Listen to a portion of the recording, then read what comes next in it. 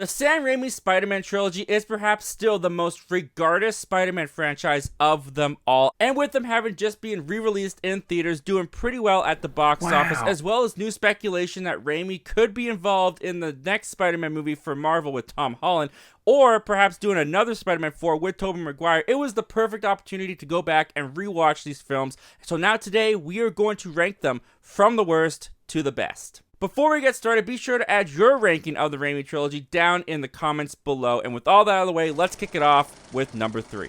Easily coming in last place is Sam Raimi's Spider-Man 3. You knew this was coming, Pete. The potential for this movie was so high that makes the disappointment for how it turned out so much greater. With Harry finding Norman Osborn's old goblin lair, you got Mary Jane now knowing that Peter is Spider-Man.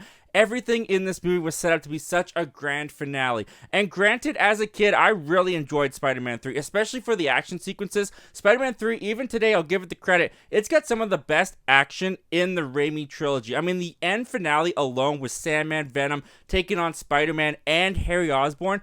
I watched that finale over and over and over again as a kid, way more than I watched anything in Spider-Man 1 or Spider-Man 2. I also love Spider-Man vs. Sandman in the underground subway sequence. And even though it doesn't hold up visual effects wise very well today, Harry versus Peter when I was a kid was some of the most dramatic filled tension in an action sequence I felt at that age. Shut up!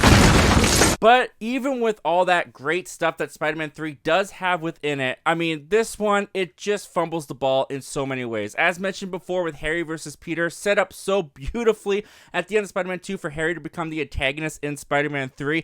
They just give the dude amnesia for half the movie. No! Sideline him until he finally has to come in at the end because there's just way too many villains mixed in Spider-Man 3. And as you watch the movie progress and the way that the narrative flows out, you can really feel just how much the villains do bog this movie down. Because each villain keeps having to be taken out of the movie at various points to make room for the next villain to come in. When Harry's the villain, he can't be the villain anymore because we have to have Sandman come in. When Sandman's the villain, we can't have him be the villain anymore because he's got to go away so that Venom can come in. And then they try to bring them all together by the end, and it just doesn't work. On top of that, I find Spider-Man 3 takes Peter Parker in a very unfortunate direction and makes the character in his final movie very unlikable. Even before Peter gets the symbiote suit, he's so full of himself. You see that the Spider-Man fame has gone straight to his head, which in concept is an interesting direction to take Peter after Spider-Man 2, but to see him treat everybody so horribly and be so high on his horse. You pull yourself together, you get right back on the horse and... Don't give me the horse thing. It makes Peter an unlikable protagonist throughout the entire thing, that by the point that he does get the symbiote suit,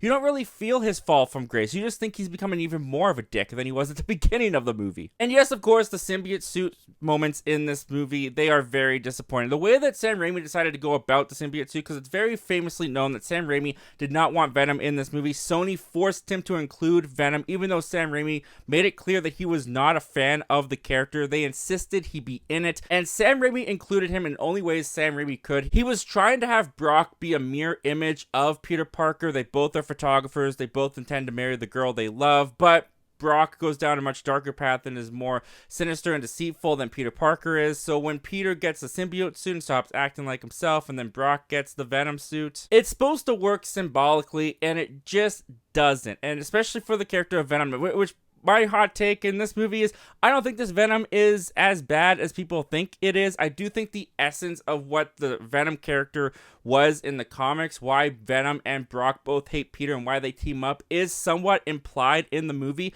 It's just not fully clear to those who didn't read the comic books, because you don't really know if the symbiote and Venom can even talk to the host that they are embodying. But assuming that that's how it is in the movie, like in the comics, I assume Venom gave all the information to Brock that Peter is Spider-Man, and thus at the end it makes sense why they kind of team up to take down Spider-Man. The movie just makes that very muddly unclear.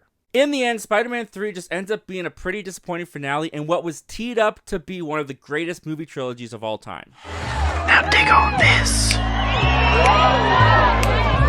Our runner-up, Spider-Man 2002. The very first movie out of Raimi is my comfort food. I love this movie. I find this movie so easy to watch, so relaxing, because this movie is so gleefully fun. There's an earnestness to this movie that Raimi brings to the Spider-Man character that you really don't feel in movies, and especially comic book movies nowadays. I've always loved the pacing on this movie. For the first half of the movie, we are with Tobey Maguire's Peter Parker. We get the origin story. We fully understand his character. We spend so much time with him as Peter Parker, the bookworm, picked on in high school, living with his aunt and uncle, longing after the girl next door. That by the second half of the film, when he becomes Spider-Man and all the heroics happen, the character is so defined that I find it so easy to transition to rooting for him as Spider-Man. On top of that, the Green Goblin here, played by Willem Dafoe, is such a fun villain. Yes, the costume is a little hokey nowadays, but as a kid, this guy freaked me out when I watched him.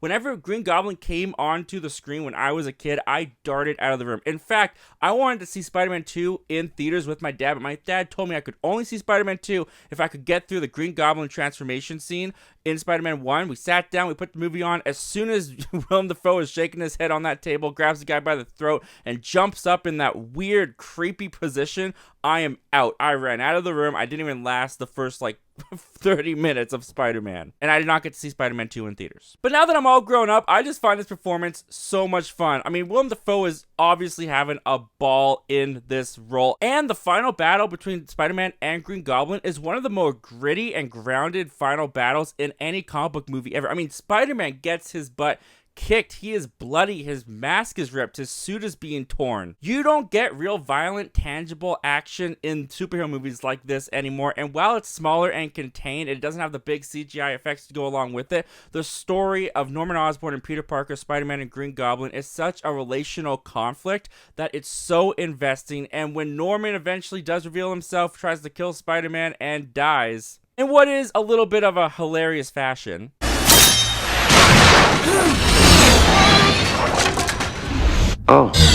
there's real impact, there's real stakes, and that's what keeps this movie, while it's gleefully fun, it's also taken seriously. I just have such a great time with Spider-Man 2002. It's one of my favorite origin, if not my favorite origin movies in comic book movie history. Raimi killed it out of the park, and does it hold up entirely nowadays? There's some cheesy, campy moments for sure, but that is the essence of Spider-Man, and I love it.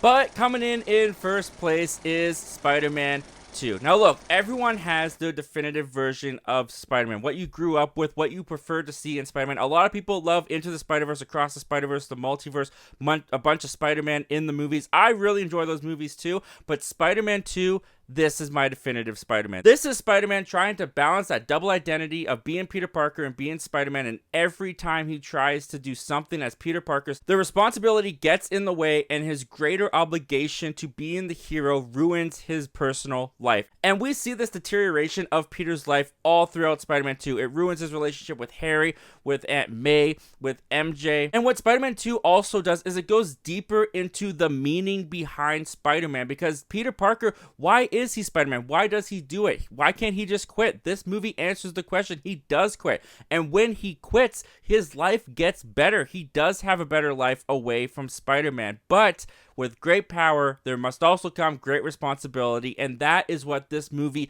is about. This movie is the essence of what the Spider-Man character is to me. On top of that, you've got a fantastic performance from Alfred Molina as Doc Ock, and Sam Raimi is able to do a little bit more of his Sam Raimi-ness with this movie, put his stamp on it a little bit more, especially with the Doc Ock hospital scene, which, yes, if you thought the Green Goblin freaked me out as a kid, this scene completely traumatized me as a kid.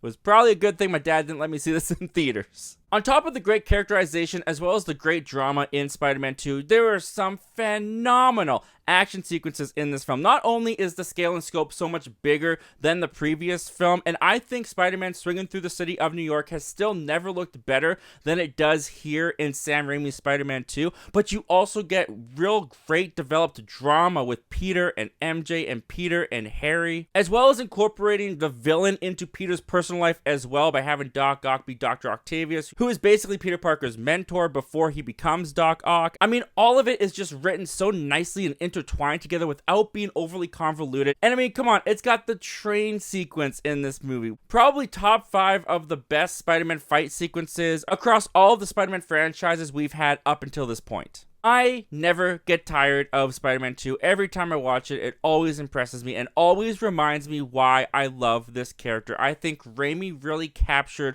what Spider-Man is to a lot of people, especially to myself, and for that reason, Spider-Man 2 still comes in as my #1 favorite of the Raimi trilogy. Anyway, guys, those are all my thoughts and opinions on Spider-Man, the Raimi trilogy, my ranking of them. How would you guys rank the Raimi Spider-Man trilogy? And did you guys get to see these movies back on the big screen? If you did, I'm jealous, but I also want to hear from you. So comment down below and let me know all your thoughts and opinions. And if you're new here and you haven't heard, we have a goal on this channel. We want to hit 4,000 subscribers before the end of the year. If you like talking movies, Spider-Man, Marvel, DC, just movies in general, we do that all the time over on this channel. We'd love to have you be a part of it. Consider hitting that subscribe button before you make your way out. As always, guys, thank you so much for hearing me out, and I hope to talk to you guys again real soon.